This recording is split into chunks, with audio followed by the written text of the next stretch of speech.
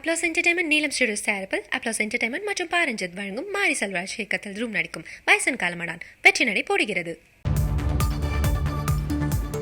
அரபிக்கடலில் குறைந்த காற்றழுத்த தாழ்வு பகுதி உருவாகி இருப்பதாக இந்திய வானிலை ஆய்வு மையம் அறிவித்திருக்கிறது.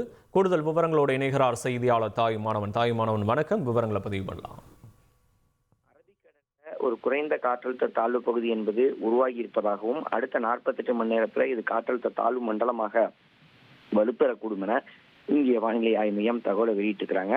இதன் காரணமாக இன்று முதல் அடுத்த 7 நாட்களுக்கு தமிழகத்துல கனமழை தொடரும் என்ற அறிவிப்பு என்பது வெளியிடப்பட்டிருக்கிறது.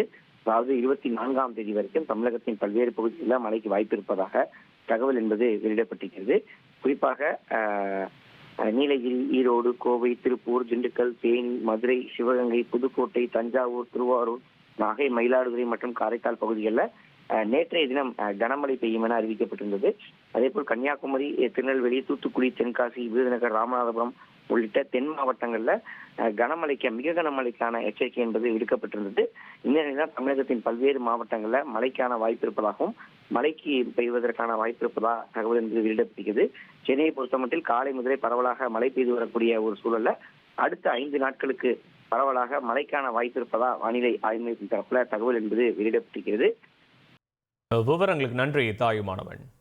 அப்ளாஸ் என்டர்டைன்மெண்ட் நீலம் ஸ்டுடியோஸ் தயாரிப்பில் அப்ளாஸ் என்டர்டைன்மெண்ட் மற்றும் பாரஞ்சித் வழங்கும் மாரி செல்வராஜ் இயக்கத்தில் ரூம் நடிக்கும் பைசன் காலமடான் வெற்றி நடை போடுகிறது.